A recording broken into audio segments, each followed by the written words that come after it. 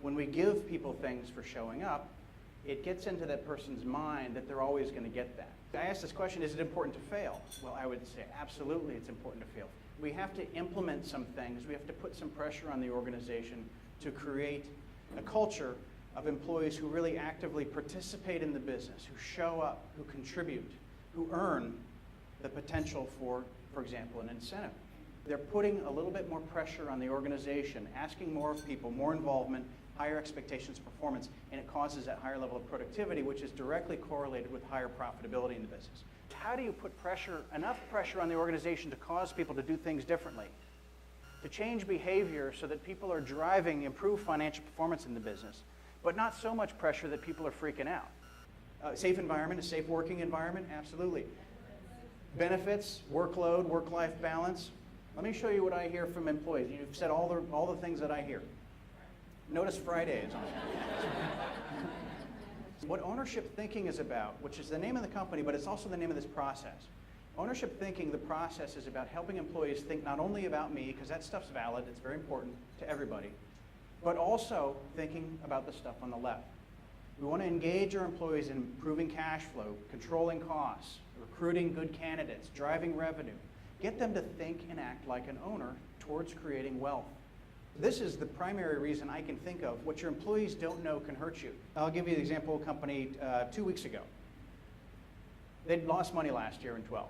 Right? And the company does not share any information with the employees, but they wanted to sort of implement this program. And so they brought the employees together, and I was doing the training for them. They're about a $20 million company in Wisconsin. And I said to the employees, you guys did about $20 million in sales last year. What percent of that do you think was profit? And so, show of hands, I asked for a show of hands, and some hands went up and picked on the first person. The guy said, I don't know, 60%.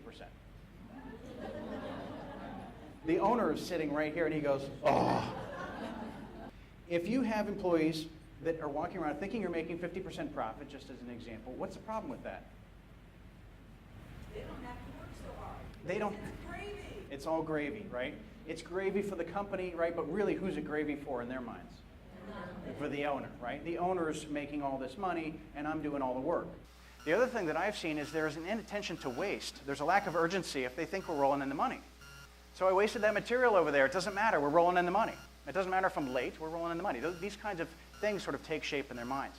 So in the absence of information, people make stuff up. As a business owner, you have two choices. You can not share any information with your employees, and then their truth becomes your reality.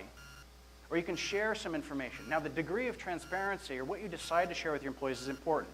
Not everybody's willing to lay out all their financials, and I'm not suggesting you do that. But you can sort of dip a toe in the water and begin to go down this path of helping them understand, how do we make money?